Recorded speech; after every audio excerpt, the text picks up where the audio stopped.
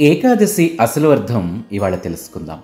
పాపాలు చేసిన మనుషులు నరకానికి వెళ్ళి యమభటులచే బాధించబడుతున్నప్పుడు వారి ఆర్తనాదాలు వైకుంఠం చేరి శ్రీహరి చెవున పడతాయి. అలా జీవుల బాధలు చూసి చలించిపోయాడు శ్రీహరి. అతని ఆ కరుణ వల్ల శ్రీహరి ప్రమేయం లేకుండానే హరి నుండి ఒక శక్తి ఉద్భవిస్తుంది. ఆ శక్తిని చూసి ఆశ్చర్యపోయిన హరి, దేవి ఎవరు నువ్వు అని అడగగా, స్వామి, నేను నీ కరుణ నుండి ఉద్భవించిన శక్తిని.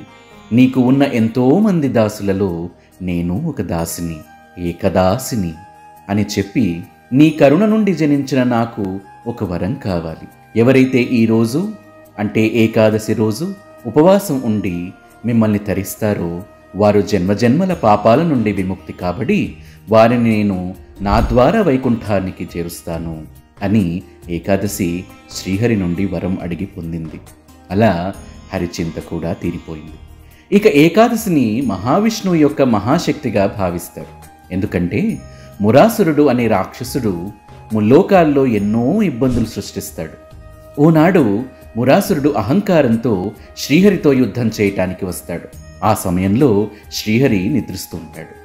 మురాసురుడు శ్రీహరి సమీపానికి రాగానే, శ్రీహరి నిద్రిస్తుండగానే శ్రీహరి నుండి ఏకాదశి దేవి ప్రత్యక్షమై మురాసురుణ్ణి చంపివేస్తుంది. అందుకే శ్రీహరికి ఏకాదశి తిథి అంటే చాలా ఇష్టం.